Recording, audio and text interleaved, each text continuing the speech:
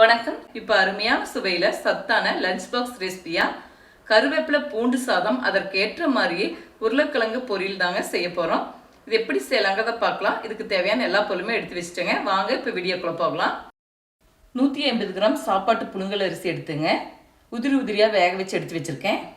இப்போ உருளைக்கிழங்கு பொரியலுக்குங்க 300 கிராம் பக்கம் உருளைக்கிழங்கு வேக வச்சு எடுத்து வச்சுருக்கேங்க. தாளிச்சு விடுறதுக்கு தேவையான எல்லா பொருளுமே எடுத்து வச்சுருக்கேன். இப்போ கருவேப்பிலை பூண்டு சாதத்துக்குங்க கருவேப்பிலை பூண்டு வரமிளகாய் எல்லாமே வதக்கி விட்டுக்கலாங்க. கொஞ்சமாக எண்ணெய் விட்டுருக்கேன்.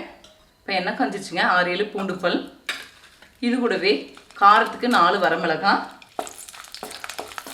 இது கூடவே ஒரு கைப்பிடி அளவுக்கு கருவேப்பிலை, சிறிதளவு புளி. கருவேப்பிலை சேர்த்து ஓரளவுக்கு நல்லா வதக்கியாச்சுங்க. ஏன்னா இது நம்ம அரைச்சிட்டு மறுபடியும் வெங்காயம் வதக்குனது கூடவே கொஞ்சம் இந்த விழுதையும் சேர்த்து ஓரளவுக்கு எண்ணெய் பிரிஞ்சு வர அளவுக்கு வதக்குவோம். இப்போ ஒரு 3/4 பதத்துக்கு வதக்கியிருக்கேங்க. அப்போது நீ கொஞ்சம் ஒரு 1/4 பதத்துக்கு வதக்கும் போது உங்களுக்கு பச்சை வாடையெல்லாம் போய் கருவேப்பிலை பூண்டு சாதம் நல்லா டேஸ்ட்டாக இருக்கும். இப்போ இறக்கி வச்சு சூடு ஆற வச்சுக்கலாங்க. இப்போ சூடு ஆறிடுச்சுங்க. மிக்சி ஜாரில் சேர்த்து கொஞ்சமாக தண்ணி விட்டு நல்லா நைஸாக அரைச்சி எடுத்துக்கலாம். தாளிக்க 2 டேபிள் ஸ்பூன் எண்ணெய் விட்டுக்கிறேங்க. எண்ணெய் அவங்கவுங்க விருப்பம் தாங்க. நீங்கள் விருப்பப்பட்டால் கொஞ்சம் கூடுதலாக சேர்த்துக்கலாம். இல்லாட்டினா ஒரு சிலருக்கு எண்ணெய் அதிகமாக சேர்த்த விருப்பப்படாதவங்க கொஞ்சம் குறைவாக சேர்த்திக்கலாம். இப்போ எண்ணெய் சூடாயிடுச்சுங்க. 1/2 டீஸ்பூன் கடுகு சேர்த்திக்கலாம். கடுகு பொரிகிறது கூடவே 1/2 டீஸ்பூன் உளுந்தம்பருப்பு சேர்த்திக்கலாங்க. இப்போ கடுகு உளுந்தம்பருப்பு பொரிஞ்சிருச்சு. இது கூடவே 10-15 சின்ன வெங்காயம் பொடியாக நறுக்கி வச்சுருக்கேன். இதை சேர்த்து வதக்கி விட்டுக்கலாங்க. இது கூடவே சிறிதளவு கருவேப்பிலை. இப்போ வெங்காயம் நல்லா வதங்கிருச்சுங்க. அரைச்சி விழுதை சேர்த்து நல்லா எண்ணெய் பிரிஞ்சு வர வரைக்கும் வதக்கி விட்டுக்கலாங்க. நம்ம முதலே நல்லா வதக்கி இருக்கிறனால இது கொஞ்ச நேரம் வதக்கினாலே உங்களுக்கு நல்லா எண்ணெய் பிரிஞ்சு வந்துடும்.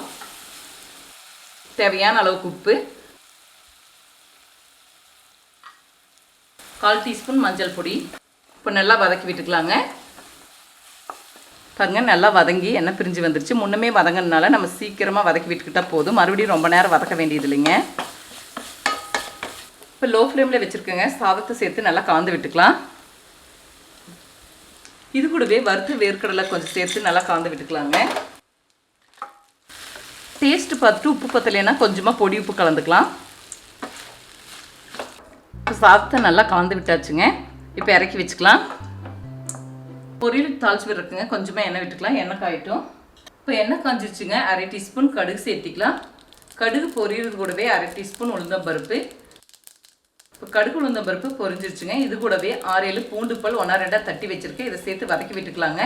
சிறிதளவு கருவேப்பிலை. இப்போ பூண்டு பல் வதங்கிடுச்சுங்க. இது கூடவே 1/4 டீஸ்பூன் கொஞ்சம் குறைவாக மஞ்சள் பொடி, 1/2 டீஸ்பூன் சாம்பார் பொடி, தேவையான அளவுக்கு உப்பு. லோ ஃப்ளேமில் வச்சுக்கணுங்க. அப்போ தான் மசாலா பொடி கரிஞ்சு போகாமல் இருக்கும். இப்போ வேக வச்சு உருளைக்கிழங்கு சேர்த்திக்கலாம்.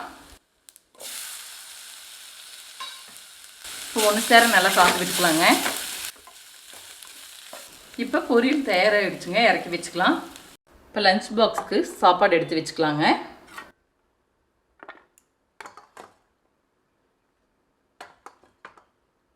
இது கூடவே அப்பளம் பொரிச்சு வச்சுருக்கேங்க. இதையும் ஒரு சின்ன டப்பாவில் போட்டுடலாம். இப்போ அருமையான சுவையில் சத்தான கருவேப்பிலை பூண்டு சாதம், அதற்கேற்ற மாதிரியே சிம்பிள் உருளைக்கிழங்கு பொரியல், கூடுதலாக வடகம் பொரிச்சு கொடுத்துருக்கேங்க. இதுதாங்க இன்னைக்கு உண்டான லஞ்ச் பாக்ஸ் ரெசிபி. இதே முறையில் செய்து பாருங்கள். இந்த வீடியோ பிடிச்சிருந்தால் லைக் பண்ணுங்கள், ஷேர் பண்ணுங்கள், சப்ஸ்கிரைப் பண்ணுங்கள், கமெண்ட்ஸ் பண்ணுங்கள். அடுத்த வீடியோவில் சந்திக்கலாம்.